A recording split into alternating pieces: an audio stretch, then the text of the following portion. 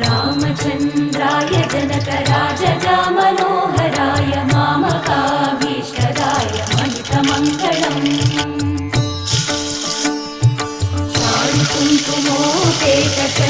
कुङ्कुमोपेतचन्दनानुचर्चिताय हारकटकशोभिताय भूरिमङ्गलम्